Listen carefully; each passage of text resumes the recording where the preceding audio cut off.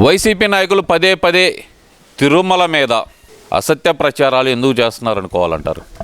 విభజించి పాలించే విధంగా గత 5 సంవత్సరాలు పరిపాలించిన ఈ సైకో ప్రభుత్వంలో ఇప్పుడు మంచి జరుగుతున్నా ఓరవలేక ఈ రాష్ట్ర ప్రజలు తనకి ఓట్లు వేయలేదని ఈ సైకో జగన్మోహన్ రెడ్డి బ్యాచ్ ఈ ప్రజలను సుఖపడటానికి వాళ్ళు మంచిగా హాయిగా వాళ్ళ మానవాళ్ళు వాళ్ళ పనులు చేసుకోవడానికి రాష్ట్ర ప్రజలు చేసుకుంటానికి వాళ్ళకి ఓరవలేక ఇలాంటి పోరంబోకు పనులన్నీ చేయడానికి ఒక పేపరు ఒక 10 ఛానల్స్ పెట్టుకొని డబ్బులు ఇచ్చి పేకు బ్యాచ్ని ఇచ్చి ఇలాంటి పనులు చేస్తూ ఉంటారు. భూమన కరుణాకర్ రెడ్డి అనేవాడు పెద్ద రౌడీ ఎదవ. మనం గుర్తుందో లేదో ఈ రాష్ట్ర ప్రజలకి తుని రైల్వే కాల్ చేశారు. అంటే ఆ రోజు ఎవరైతే నా జాతి అని చెప్పిన పద్మనాభరెడ్డి అని పేరు మార్చుకున్న ఒక యదవన ద్వారా ఒక కుల మీటింగ్ పెట్టించి వాళ్ళని రెచ్చగొట్టించి అందులో కడప నుంచి ఒక 4,000 మంది రౌడీ మూకలను తీసుకెళ్ళి ఆ రోజు చేసిన దమనకాండ ఈ రాష్ట్ర ప్రభుత్వం ఆ రోజు ఏదైతే చంద్రబాబు నాయుడు గారి ప్రభుత్వం మీద వాళ్ళు చేసిన వ్యవహారాలన్నీ కూడా ఆ రోజు ఉన్నటువంటి మంత్రులు కానీ ఎమ్మెల్యేలు కానీ ముఖ్యమంత్రి గారు కానీ ఎవరు కూడా దాన్ని ఖండించలేకపోవటమే జనాల్లోకి విపరీతంగా వెళ్ళింది.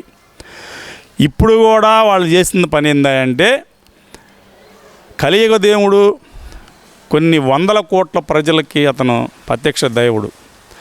అలాంటి దేవస్థానంలో ఈ పోరంబోకులు కల్తీ లడ్డులు కల్తీ ప్రసాదాలను పెట్టి హిందువులు మనోభావాలతో ఆడుకుంది కాక ఈరోజు సిట్టేస్తే దాంట్లో వాళ్ళ భాగోతాలన్నీ బయటపడతా ఉన్నాయి. అప్పుడు కూడా అక్కడ ఉన్నటువంటి కొంతమంది ఎవరైతే అర్చకుని చేత డైమండ్ పోయిందని కింద ఏదో పోటు తవ్వుతే ఏదో నిధి నిక్షేపాలు బయటపడితే చంద్రబాబు నాయుడు గారి ఇంటికి పోయినాయని చెప్పని దొంగ మాటలు మాట్లాడిచ్చిన ఇదే బ్యాచ్ ఈరోజు గోవులు చనిపోయినాయని చెప్పని కళ్ళు బొల్లి ఏడుపులు ఏడ్చి లేనిపోని రాధాంతం చేసిన ఇలాంటి పోరంబోకుల్ని ఎందుకు అరెస్ట్ చేయలేదని చెప్పని మా గౌరవనీయులైన ముఖ్యమంత్రి గారిని మేము అడుగుతూ ఉన్నాం. దేనికంటే ఇలాంటి పోరంబోకల్ని ఇలాగే వదిలేస్తే లేనిపోని కట్టుకథలన్నీ అల్లి ఇది ప్రజల్లో రుద్ది ప్రజాప్రభుత్వాన్ని పడేయాలనేదే వీళ్ళ ప్లాను. ఎందుకంటే అతను ఒకప్పుడు చేసింది మనం మర్చిపోవద్దు. అతను ఇప్పుడు మళ్ళా కొత్తగా అవతారం ఎత్తాడు. అక్కడ ధర్నాలని దశకాలని పెట్టాడు. గోవులు ఉన్నన్నాళ్ళు కనీసం లోపలికి ఎవరిని కూడా అడుగు పెట్టనీయలేదు, విజిలెన్స్ని అడుగు పెట్టనీయలేదు. కొన్ని 100 ఆవులు చనిపోతే తీసుకెళ్ళి ఎక్కడ పడేసింది కూడా తెలియకుండా బూడి చేసిన ఈ ఎదవలు 5 సంవత్సరాలు చేసిన వీళ్ళు చేసిన పనులకి అలాంటి చాట ఈరోజు కూటమి ప్రభుత్వంలో గోవులు కూడా హాయిగా ఊపిరి పీల్చుకొని ఎంతో చక్కగా అటు మానాన అటు బతుకుతూ ఉన్నాయి.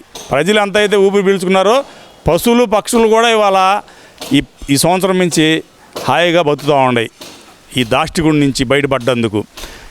ఇది మరి ఆ రోజు మన రాష్ట్ర అధ్యక్షులు పల్లా శ్రీనివాస్ గారు ఏమన్నాడు, ఏమయ్యా మీరు రాండి ఎడకి, మీరు వచ్చి చూసి మాట్లాడండి, అంతేగాని మీ ఇష్టం వచ్చిన నోటికి వచ్చిన నోటికి మాట్లాడొద్దు, ఛాలెంజ్ చేస్తున్నాను, మీరు వస్తే మేము చూపిస్తాం రమ్మని చెప్పని మాట్లాడి ఆడికెళ్ళి ఫోన్ చేసి మీరు రాండయ్యా అంటే నీ చేతగాని దద్దమ్మ ఏదో 200 మందిని తీసుకొని ఏదో దొమ్మి చేయడానికి ప్లాన్ చేస్తే ఊరుకుంటుందా ప్రభుత్వం? నిన్ను గౌరవంగా పిలిచింది కదా. ఆడంగల వెధవలు కాబట్టి మమ్మల్ని అడ్డుకున్నారు అంటూ మరి రోజా చేసింది కదా కామెంట్స్ అక్కడ, మరి దానికేం చెబుతారు? అసలు ఆ రోజారెడ్డి అనేది మనిషే కాదు, పశువు జన్మెత్తాల్సింది మనిషి జన్మెత్తింది. ఒక ఆడదే మనిషి మాట్లాడినట్టు మాట్లాడలేదు ఈ రోజారెడ్డి.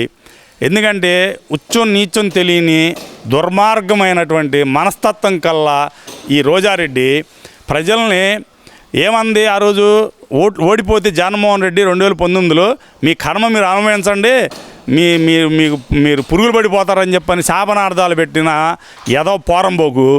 ఇలాంటి పోరంబోకు ఆడకొచ్చి నిన్నోడు పిలిచాడు బోడిదానా, అసలు నీ నగర ప్రజలే తన్నారు బయటికి. సిగ్గు లేకుండా మళ్ళా నువ్వు ఆడకొచ్చి తగునమ్మా అని చెప్పి కూర్చొని మగోడైతే మగతనం ఉంటే రాండి అంటే మగతనం నీకేం అవసరం, నీకేం పని, నీ మగతనం కావాలంటే నీ మొగుడిని అడుగు. మా పల్లా శ్రీనివాస్ గారు వచ్చి ఏం చేయాలి, ఏం చేయాలనుకుంటున్నావు మగతనం గురించి? మగోడు అయితే ఏమన్నా ఆడదాన్ని మాట్లాడా? ఆడింగులు ఎదవాలంటే ఏంటి? ఆడింగులు అంటే ఆడవాళ్ళు అంతా నీకు అంత తీసేసిన వాళ్ళు కనపడుతున్నారా ఏమి? నువ్వైతే పారంపోకమేమో కానీ ఈ రాష్ట్ర మహిళలు ఎంతో మంచివారు. ఏంది మీకు తగిన బుద్ధి చెప్పారు కాబట్టి నీకు ఈరోజు ఆ మాటలు వస్తున్నాయి. నీకు సిగ్గులేని మాటలు మాట్లాడతాం. అసలు ఈ రోజారెడ్డి అనే దాన్ని మాట్లాడటం వేస్ట్ బెదరు. అసలు ఈ రాజకీయాల్లో బనికిరాంది. ఏమో రాజకీయాల్లో ఉంటే జగన్మోహన్ రెడ్డి ఇంకా 30 ఏళ్ళు కదా 300 ఏళ్ళు అయినా గెలవాడు బతికుంటే, అది విషయం. అసలు పోరంబోకు అనేవాడు వాడు ధర్నా చేస్తాడా? సిగ్గు ఉండొద్దయా? నీకు మంత్రులు ఫోన్ చేశారు, నీకు ఎమ్మెల్యేలు ఫోన్ చేశారు, గౌరవంగా ఏమంటే రెడ్డి గారు రాండి మేము ఉన్నాం, మీరు 10 మంది రాండి అని చెప్పంటే పోరంబోకు ఎదవా అక్కడ కూర్చొని దొర్లాడతావా? నీ కొడుకు అక్కడ వీధి నాటకాలు ఆడుతున్నాడు, వీధి నాటకాలు ఆడుతున్నాడు, లేనిపోని అన్నీ పెట్టుకొని వీధి నాటకాలు ఆడిస్తున్నాడు నీ కొడుకు. నువ్వేమో ఈ రాష్ట్రంలో శాంతి భద్రతలు లేకుండా చేయడానికి నువ్వు ప్లాన్ చేస్తూ ఉండవు.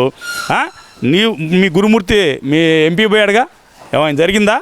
ఎంపీ ఒక్కడే వెళ్ళాడుగా, వెళ్ళి చూసి వచ్చాడు కదా. నీకేం మాయరోగం, నీకేం రోగం అంట? నిన్ను గౌరవంగా పిలిచారు కదా.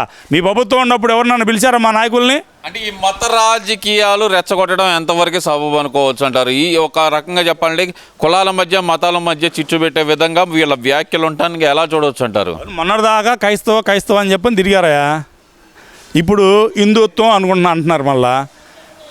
ఇంక వాళ్ళ ఇష్టం, వాళ్ళకి ఎవరితో అవసరం అనుకుంటే వాళ్ళది జెండా పట్టుకోవడం, వాళ్ళని ఇచ్చేయటం అనేది వీళ్ళ జన్మ హక్కులాగా ఆలోచిస్తూ ఉంటారు ఈ పేక్ ఎదవలు. చూడండి, అప్పుడు ఒక మాట, ఇప్పుడు ఒక మాట. అందుకనే కూటమి ప్రభుత్వం మేలుకోవాలా, ఇలాంటి వాళ్ళని ఆ సాక్షి పేపర్ని, సాక్షి టీవీని బ్యాన్ చేయాలి. ఎందుకని చర్యలు తీసుకోలేకపోతున్నారంటారు ఆ మీడియా సంస్థ మీద?